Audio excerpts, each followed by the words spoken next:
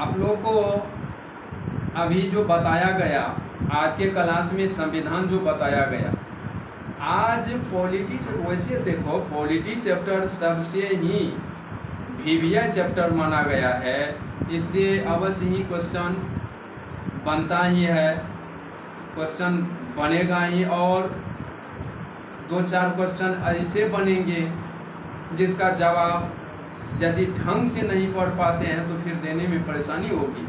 कह रहे हैं कि संविधान क्या है, संविधान अभी बताए कि संविधान क्या और क्यों, इस पर सवाल यदि करते हैं। आज बहुत ही वीवीआई सब क्वेश्चन पर सवाल कर रहे हैं। मिनिमम 5 क्वेश्चन का सवाल करके हम यहाँ से इंड करेंगे।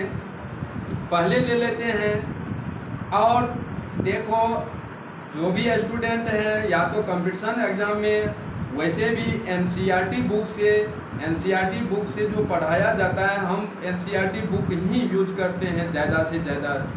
तो आप लोगों को एनसीईआरटी बुक से जो पढ़ाया जा रहा है यहाँ बेसिकली पढ़ाई होती है, इसीलिए थोड़ा सा टाइम लगता है, लेकिन बेसिकली पढ़ाई की जाती है।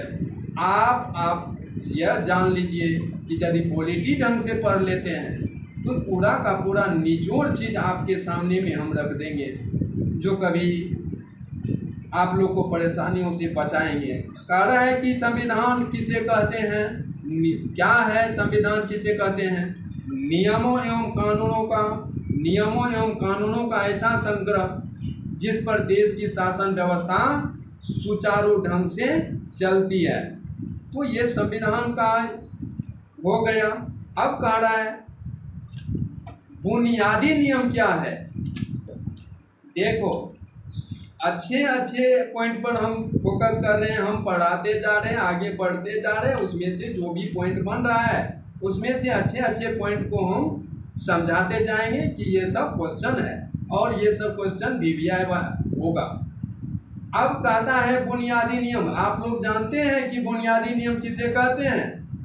जानिए कि जिन नियमों के तहत नागरिकों को मौलिक अधिकार प्राप्त होते हैं, जिन नियमों के तहत नागरिकों को मौलिक अधिकार प्राप्त होते हैं वे बुनियादी नियम हैं। और आगे क्वेश्चन है,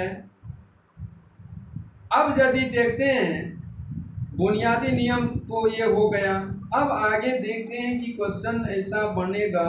हाँ, यहाँ से क्वेश्चन बन रहा है, यदि एक क्वेश्चन हम सवाल करते हैं आप लोग से,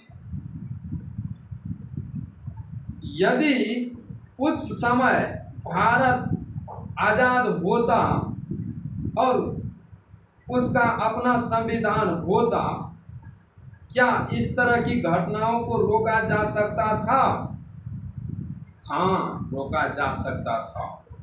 कहता है निश्चित ही इस तरह की घटनाओं को रोका जा सकता था।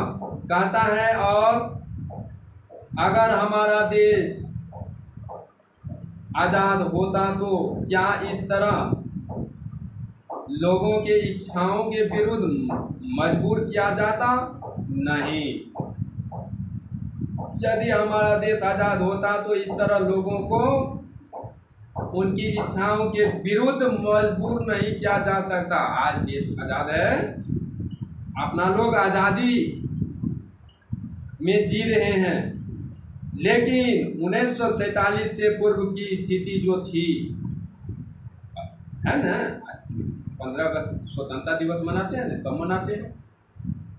15 अगस्त 1947, यानी 15 अगस्त के दिन स्वतंत्रता दिवस प्रत्येक वर्ष मनाते हैं। यानी कहने का है वह दिन कौन था जब 1947 से पूर्व का दिन था, गुलामी का दिन था। उस समय ये आज़ादी नहीं थी कि आज हम मन इच्छा से जो भी सोचते हैं, जो भी करने का होता है करते हैं, जो नहीं होता है न करते हैं, मन इच्छा काम करते हैं।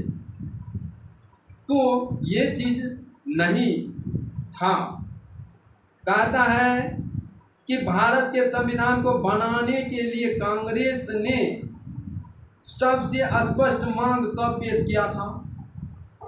1920 में पेश किया था। और सवाल आता है कि अंग्रेज सरकार भारत के लोगों की स्वतंत्र संविधान सभा की मांग को क्यों नहीं मानना चाहती थी? यानी इन लोग का स्पेशल संविधान बन जाएगा, नियम कानून सब चीज अपने अंदर में ले लेंगे। कहने का है कि अंग्रेज सरकार भारत के लोगों को स्वतंत्र संविधान सभा की मांग इसीलिए नहीं मानना चाहती थी क्योंकि उसे डर था कि अब भारत के लोग शीघ्र आज़ादी की मांग शुरू कर देंगे, इसीलिए संविधान बनने से मना करता था। अब कह रहा है कि भारत के लोगों ने शुरुआती दौर में क्या क्या मांगे रखी थी। भारत के लोगों ने शुरुआती दौर में क्या क्या मांगे रखी थी? तो मांग था क्या? सार्वभौमिक वयस्क मताधिकार, यानी नागरिकों के मत से सरकार बनेगी। अंग्रेजी सरकार में क्या था? अपनी मनमानी था। आज के सरकार में वो मनमानी है? लोकतांत्रिक है, जनता के द्वारा चुना जाता है और जनता अपने हित अनुसार अपने दृष्टिकोण से उनको सोचते हैं, देखते हैं, परखते हैं कि यह प्रतिनिधि कैसा है, इसका पूर्व की स्थिति कैसा है, यह लोकप्रिय है कि नहीं, यह हमारे आगे का प्रॉब्लम को सॉल्व करेगा कि नहीं, या हमें खुद प्रॉब्लम में ही फंसा देगा। ये सब सोच विचार करके उन यदि पब्लिक के हित में जो प्रतिनिधि अच्छा काम करते हैं उनको जनता चूज करती है, चुन करके वह फिर सरकार बना लेती है। ये वही चीज कहता है सार्वभौमिक वयस्क मताधिकार पर पहले फोकस किया गया था कि वयस्क मताधिकार प्रदान की जाए, स्वतंत्रता और समानता का अधिकार हम लोगों को मिलना चाहिए, संसदीय एवं उत्तरदायी सरकार, अल्पसंख्यकों के अधिकारों की रक्षा, ये 4 पॉइंट रखा गया था। अब कह रहा है कि किसी भी देश के संविधान में आमतौर पर किस तरह के मूल्यों को शामिल किया जाता है। किसी भी देश के संविधान में आमतौर पर जिस तरह के मूल्यों को शामिल किया जाता है उन मूल्यों को क्या कहा जाता है? बुनियादी नियम। वे मूल्य ऐसे होते हैं जो देश के यानी देश के समाज के आदर्शों कहता है आदर्श रहे हो और उन लोगों की जिंदगियों को खुशहाल बनाने में सहायक हो, यही बुनियादी नियम है। और कह रहा है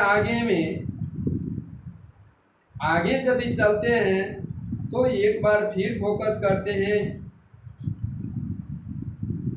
एक अच्छे क्वेश्चन पर, फिर हम फोकस कर रहे हैं। कहने का ये तात्पर्य है एक नागरिक के रूप में देश के लोगों के लिए संविधान महत्वपूर्ण है। क्यों? इसके बारे में जानकारी है।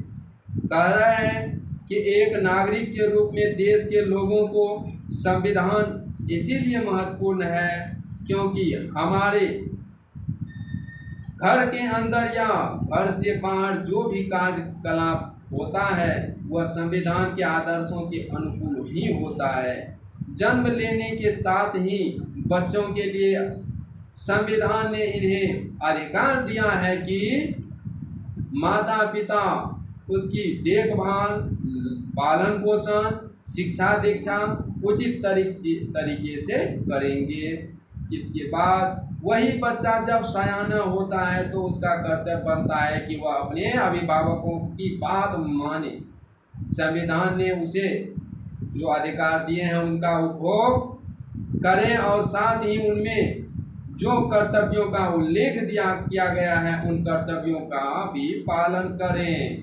लोगों के जीवन का कोई एक क्षेत्र नहीं है जिसका संविधान में उल्लेख न हो।